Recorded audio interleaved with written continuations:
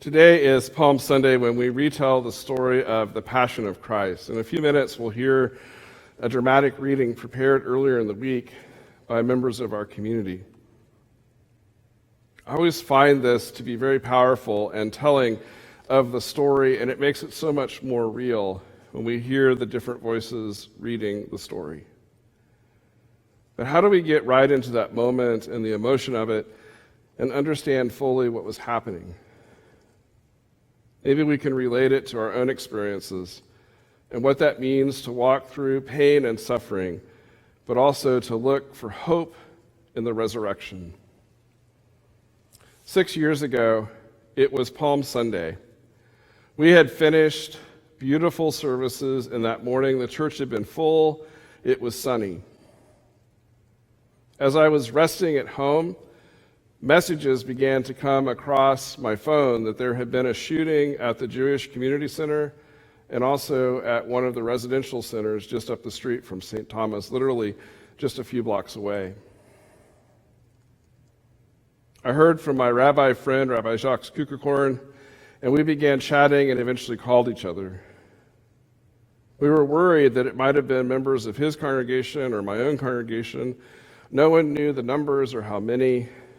And we both felt that we had to do something, because we did know that it was an act of hate done by someone who was awful and evil.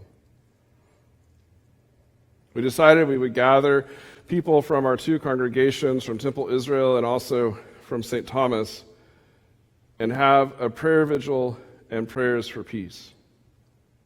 We sent word out. Somehow, before we knew it, it took off. Word got on to the news and out into the community. And when we came at 7 o'clock, having prepared a service, having arranged for musicians, having done all the things that we could do to get ready, we found national news media from all over the country, and about 1,500 people poured their way into the sanctuary, into the narthex, out into the parish hall, through our hallways, any place they could find a seat. And we gathered, and people from different faiths and different traditions, and city leaders, and even the lieutenant governor spoke. We all struggled to make sense of what had happened and to understand how what often had been seen as things that happened far away suddenly came right here. In the middle of that, Mindy Coperon had arrived at the vigil.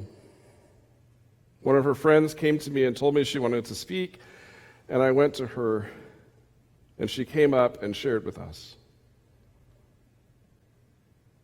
About a month ago, she had reached out to me. She was preparing to have a book published called Healing a Shattered Soul.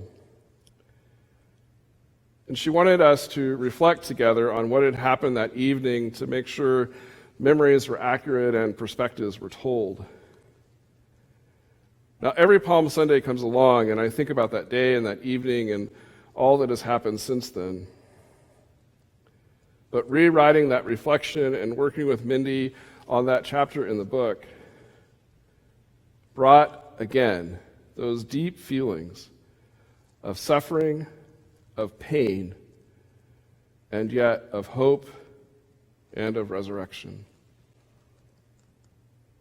Mindy's written a beautiful book telling a painful story. And in the midst of it, she shares, as she did that evening, her faith and her hope. She probably can understand the story of the Passion at a deep level. But I think we all can relate to that.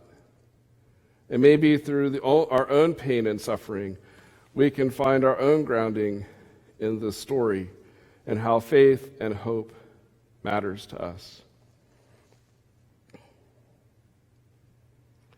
Christianity is not just a faith, it's a practice. It's something we do daily, hourly, every minute. At the core, it's about loving our neighbors, and it's about having hope in the midst of suffering. whether it means walking with someone through cancer, walking with someone through the challenges of their life, being with those who suffered from violence, reaching out to the poor, working for the betterment of community, teaching students, helping society find better ways through social work, leading in government. All the different things that we do in our lives, if we proclaim Christ as Lord, are about practicing our faith. And that means being people of love. And that means being people of hope in the midst of suffering. And that means holding the resurrection right in front of us.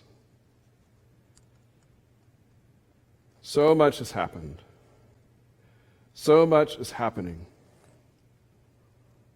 Where were you last year for Palm Sunday? Probably at home. Where were you in years past?